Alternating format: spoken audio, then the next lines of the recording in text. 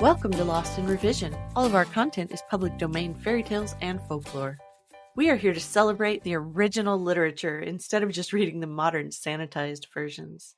We post short segments of stories daily for people who just want a story to follow along with, and monthly full episodes where we read and discuss popular classics. Come and find us on Patreon to listen to the full chapters early and without interruption.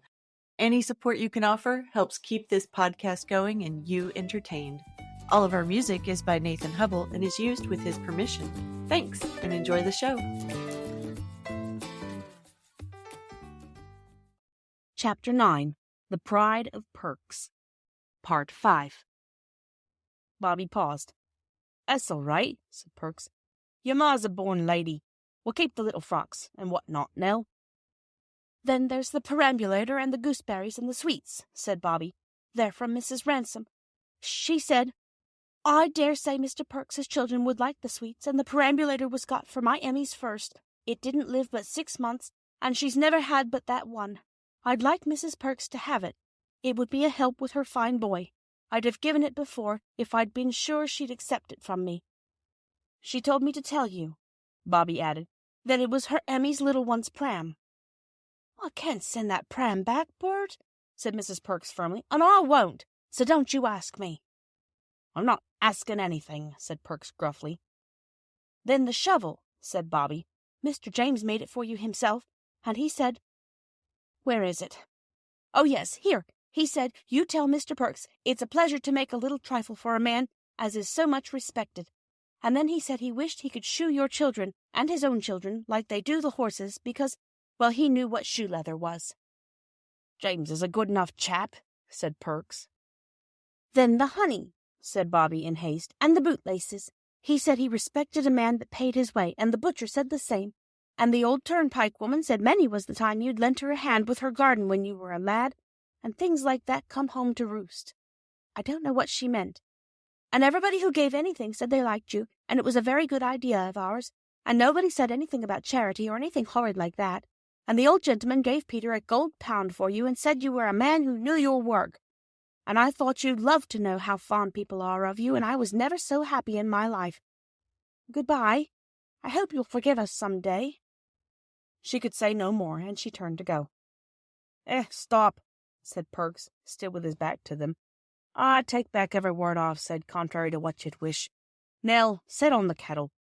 "We'll take the things away if you're unhappy about them," said Peter.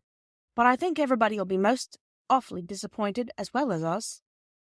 "I'm not unhappy about them," said Perks. "I don't know," he said, suddenly wheeling the chair around and showing a very odd-looking screwed-up face. "I don't know as ever I was better pleased. Not so much with the presents, though they're an A1 collection, but the kind respect of our neighbours. That's worth having, eh, Nell?" "I think it's all worth having," said Mrs. Perks, "and you've made a most ridiculous fuss about nothing, Bert, if you ask me." "No, I ain't," said Perks firmly. "If a man didn't respect hisself, no one to do it for him." "But everyone respects you," said Bobby. "They all said so." "I knew you'd like it when you really understood," said Phyllis brightly. "You stayed at tea."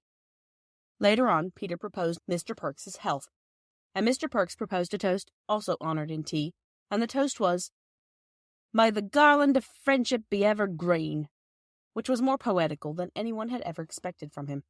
"Jolly good little kids, those," said Mr. Perks to his wife as they went to bed.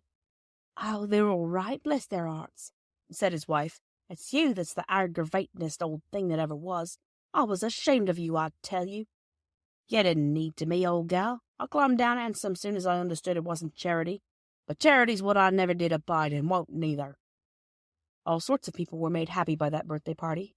Mr. Perks and Mrs. Perks, and the little Perkses by all the nice things and by the kind thoughts of their neighbours, the Three Chimneys children by the success, undoubted, though unexpectedly delayed, of their plan, and Mrs. Ransom every time she saw the fat Perks baby in the perambulator. Mrs. Perks made quite a round of visits to thank people for their kind birthday presents, and after each visit felt that she had a better friend than she had thought. "Yes," said Perks reflectively, "it's not so much what you does as what you means. That's what I say. Now, if it had been charity—" "Oh, drat charity," said Mrs. Perks. "Nobody won't offer you charity, Bert." However much you was to wanted our lay, that was just friendliness, that was. When the clergyman called on Mrs. Perks, she told him all about it. It was friendliness, wasn't it, sir? Said she. I think, said the clergyman, it was what is sometimes called loving-kindness. So you see it was all right in the end. But if one does that sort of thing, one has to be careful to do it in the right way. For, as Mr. Perks said, when he had time to think it over, it's not so much what you do as what you mean. Thank you for joining us today. I would like to thank all of our supporters on Patreon. Your support helps pay for all of the things that podcasting requires and helps keep this show alive and growing. Feel free to fact check us and offer suggestions to make our show better for you. You can send us an email at lostinrevisionpodcast@gmail.com.